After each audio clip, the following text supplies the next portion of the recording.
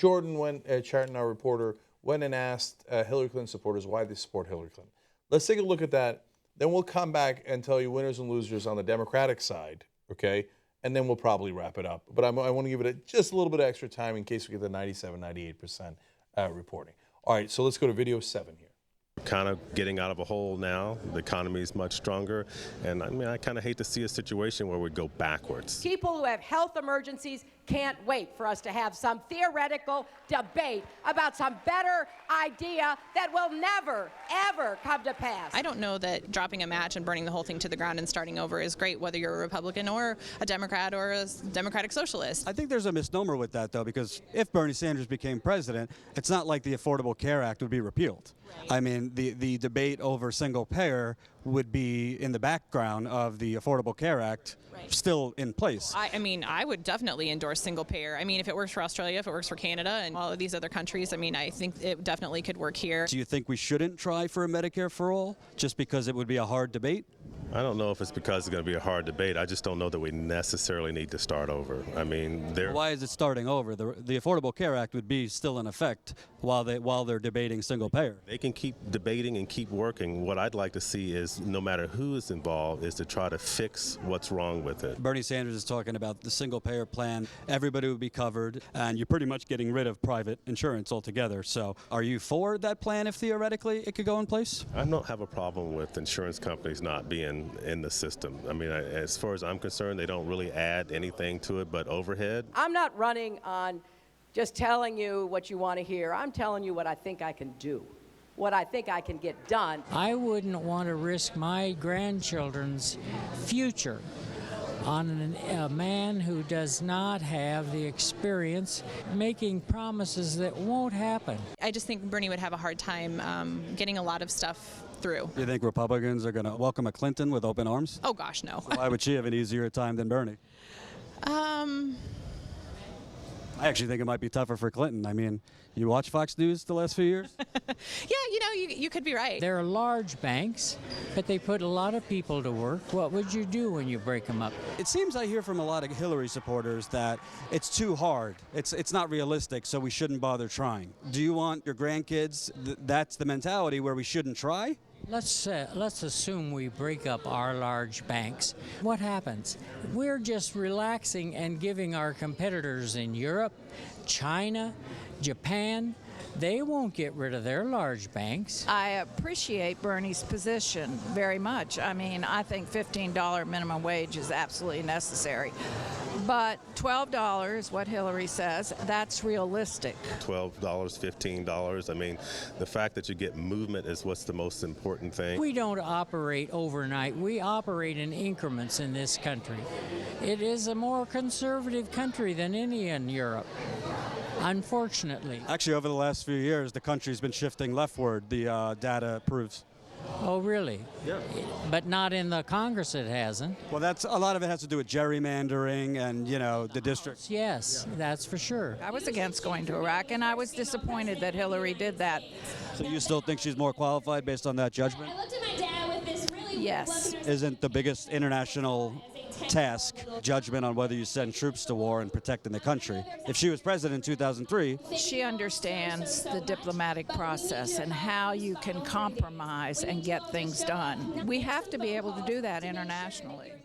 Compromise and get things done. Just like Obama. Lots of compromise. Got 5% change. I know, but remember, a lot of them are satisfied with Obama. One of her winning strategies is to say, I'll do more of the same. And so for, especially with minority voters, that resonates. That defeatist mentality that was a theme throughout that entire video infuriates me. The whole thing about I want $15 to be the minimum wage, but $12 is more realistic. No, stop being such a freaking loser. You're a loser. I don't know about loser. No, they're losers. You're a loser if you're that much of a defeatist, where you immediately say, no, $15 an hour, that's just too difficult. Well, we'll settle for 12. You're a loser. Yeah. Okay? When you tell yourself, I'm going to start this race, but you know what? It's going to be too hard for me to finish at first. I'm going to try to finish at third. You're a loser. Okay, all right. So I thought that Glenn Smith, the older attorney there, was the one that I didn't mind at all. He doesn't. Bernie Sanders is too liberal for him. You know, he's more conservative. He doesn't want to break up the big banks. He doesn't, Even though he thinks breaking up the big banks means you destroy them. They're gone. Not only He does doesn't he seem to think get that they still exist. There's just He no. thinks no, but breaking up he's the saying- big banks makes your country less competitive. No, but he's saying that other countries are going to have bigger banks. John makes a good point. He did while we were watching the video that no, that means that their bigger banks are more likely to blow up. Yeah. Right? No, I get that, but he's a more conservative guy, and he doesn't want as much change in the system as you guys do, or as Bernie Sanders does.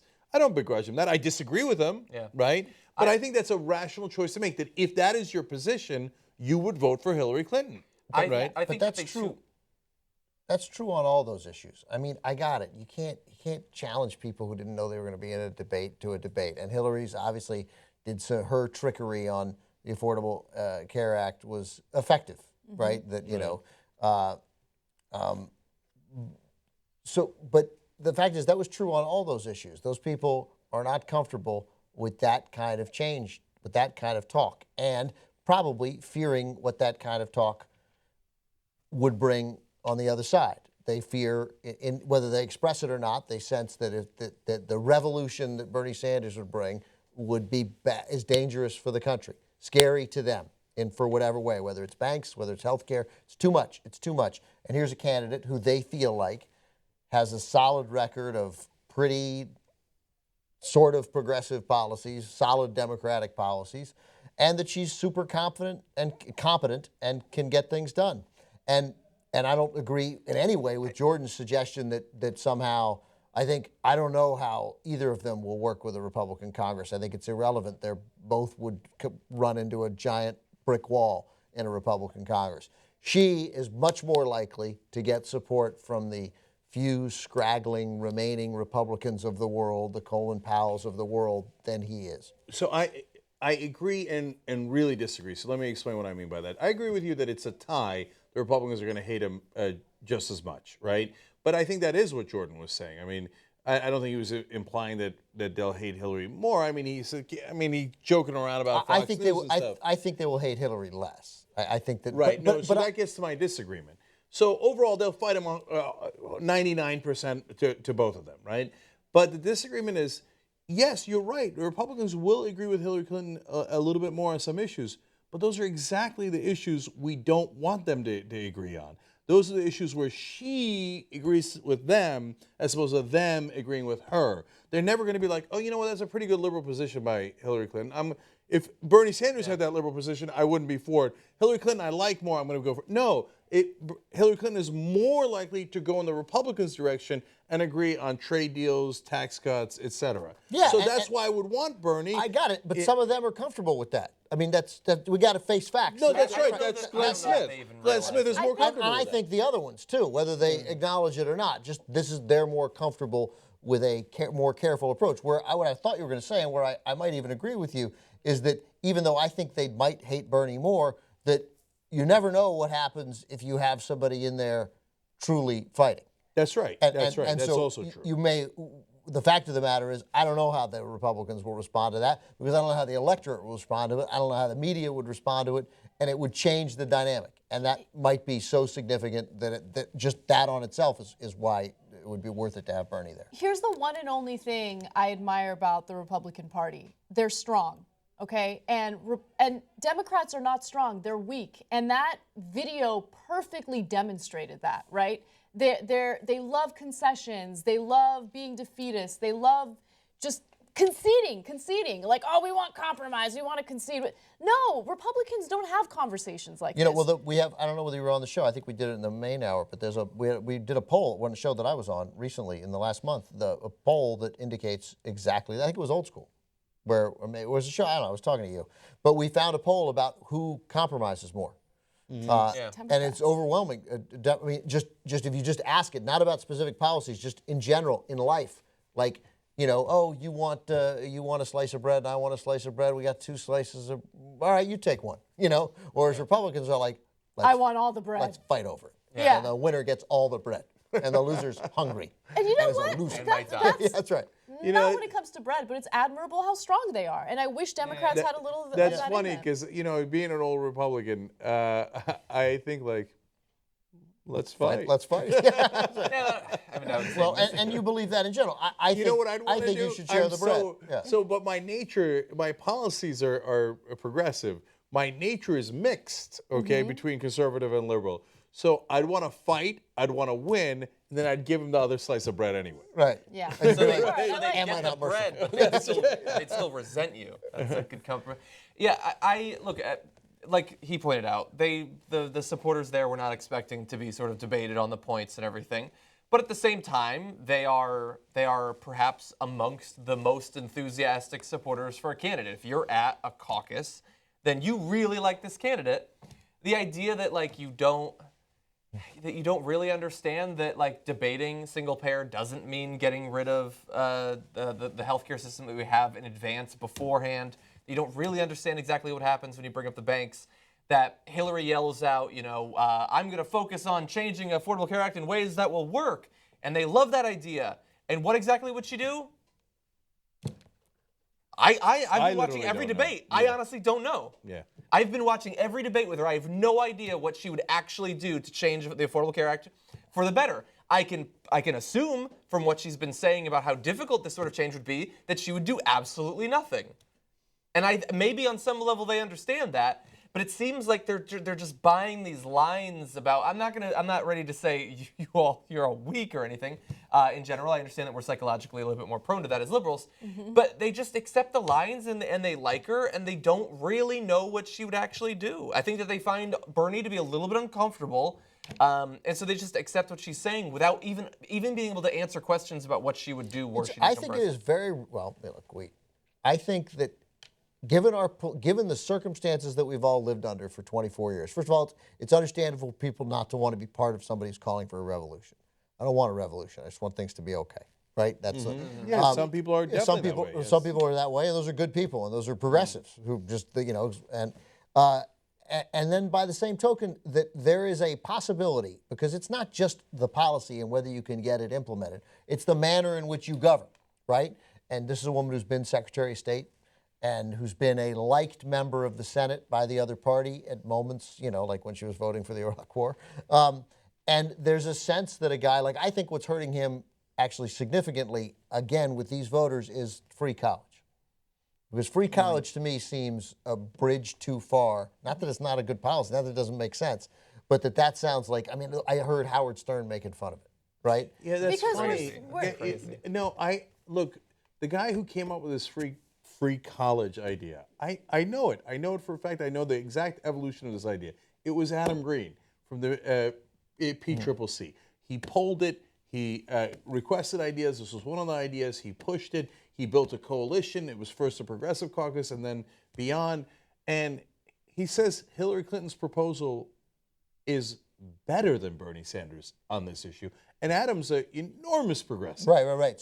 So she actually has the more liberal position on education, but it is not perceived as such. They're not perceived as such, and it certainly doesn't sound that way. And to me, free college sounds like, that to me sounds socialist. That to me is the one thing he talks about. But we have free school. For more than a decade you get free school. I got it. This is not, I'm not interested in a direct debate about whether the merits of it would work or whether the merits of it would be right. Well, but it doesn't sound incremental. And this is a campaign. How about freshman year? Okay. Just freshman year, tuition free. It doesn't sound incremental. Come back to it in a decade. For a guy who has to shed that label.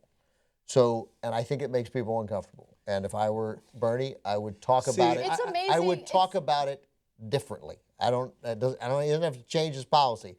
I'd talk about it differently. I think that that's a good example of him not doing so well when it comes to messaging, because I think he needs to make it clear for all the people out there who refuse to understand his policy that this is not a way of getting rid of private institutions. So if you're some wealthy elitist person who wants to go to a private university, you still have the ability to do that. I find it hilarious that we live in a country that will punish a candidate for wanting to give people opportunities, right? Oh my God, you want to give poor people an opportunity to go to college for free? You're terrible. Okay, we're not, because we're so knee-deep in hunger wars. We're so knee-deep in fighting one another and being competitive with one another that we don't want other people to have opportunities, right? We want opportunities for ourselves, and then we want to shut the door behind us. That's the thing that frustrates me about our electorate. His policy on free college, public institutions, makes all the sense in the world. Anyone who is against that is just against an equal playing field, a level playing field for Americans. So I have two things to say to that. First, Took me a second. I was like, is he signaling the controller? Oh, it's the mover. right. Now, secondly, I wouldn't be at this table if it wasn't for free college. So I find it a great idea. Right? I'd be an olive farmer in Turkey. I say that, it sounds unbelievable, right? But no, that's what I would be. That's what my dad was. He was an olive farmer in southeastern Turkey, and if Turkey hadn't given free education, now they didn't give it to everybody, they gave it to people who scored really high on the exams. I think roughly the top 15% of exam takers for their national college exam. But at least it was an opportunity, right? Yeah. And it was a way out. He had no money.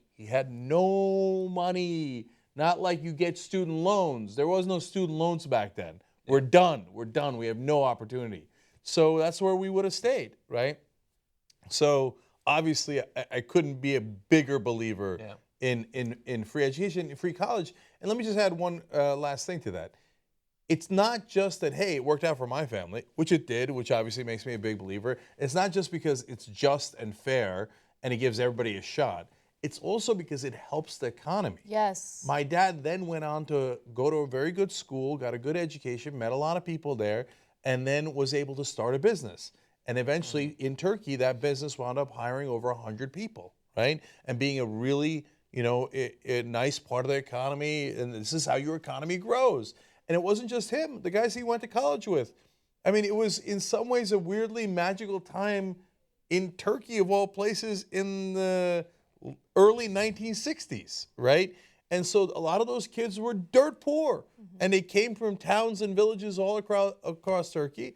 And they all started businesses. You know why they started business? They're Turkish. Every Turkish person starts a business the minute they have an opportunity to. And they all contributed to the economy. And now Turkey's the top 20 economy in the world.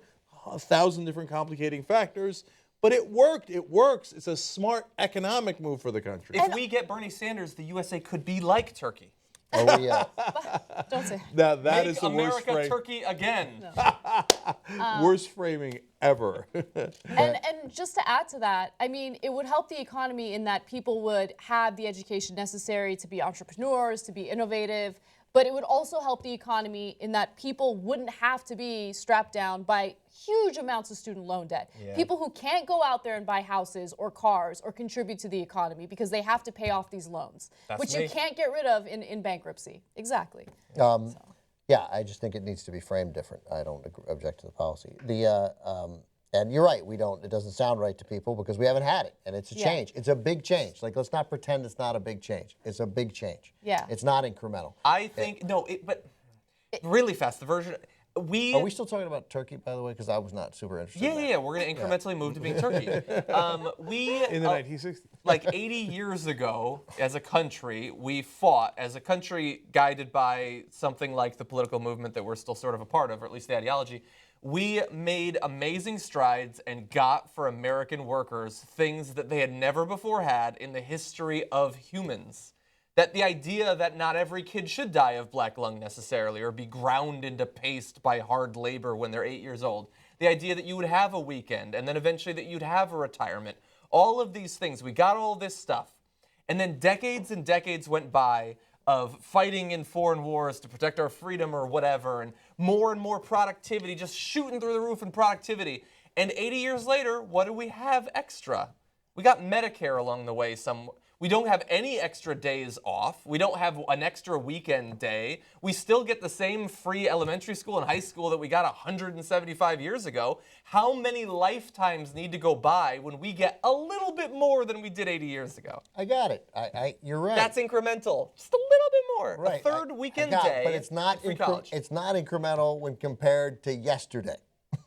Like, compared to yesterday, it's a big change. It's a huge change. But here's my response to people who are like, "Oh my God, it's a huge change, and we're not used to big changes." Then stop bitching about the status quo. Is that what I sounded No, like? that's not what you sound like. That's not what you sound like. I'm specifically referring to the people that I've read online and the people who keep talking about Bernie Sanders' college plan as if it's crazy. Okay, then if you don't want change and you want status quo, then stop saying that you don't want the status quo, because I'm tired of hearing that shit. But it's interesting though. What I didn't know that Hillary's plan is actually more progressive though. That's interesting. I got to look into that because that's really interesting. Okay. His is a little bit more limited in what he would actually cover monetarily. I think hers could still result in you having. By the way, free education. You get a free college education? No, I got student loans. And you paid them back? I'm paying them back. I've paid off about half. Did you have half. to pay it back? Or your I got folks a paid? scholarship for undergrad, and then for graduate school, I went to a state school, and it was like kind of affordable. I was working at TYT. Parents helped me. I didn't have to. Yeah, I mean, I got a free college education. I mean, somebody else paid for it, but I didn't pay for it. You know, and so that's a free college education. It was fabulous. You know, you got one too, right? Yeah, my dad paid for it. Yeah, I'm my dad super paid. I got lucky. co-signers, but I'm still paying for it. Yeah, And I pay a lot every month. Yeah. You do? What do you pay every month? I'm trying, one of my New Year's resolutions is that by the end of this year I want to be done. So I'm paying probably something like $1,250 a month. Wow. Like almost every dollar that does not go to bills that I can, I put into that. And But I haven't. no free college. I no ended free, up it's with too like much change. We when don't I like left, too much change. By the way, I went to UConn. Right. Like I didn't go to Harvard, and I left with like $35,000 in. Right, and UConn's like an incredibly shitty school. It's the worst. It's not even accredited. Look, I got to say two last things about this. Then we're gonna do Democratic winners and losers and wrap up. Okay. So it's so look, I know. So hold on. So on this free education, I never thought about it that way. And I think Ben makes a really interesting point. So, you know, I was very lucky. We're upper middle class because my dad had sold that company. Turkey come here, bought a building, and that sustained us, et cetera. But hey, if I hadn't gotten a free college education, thanks to my dad, I paid some of the bills while I was a lawyer, et cetera, right? Then I probably couldn't have set up this company because I would have had to take another job to pay my college loans. That's right. Yeah. Right?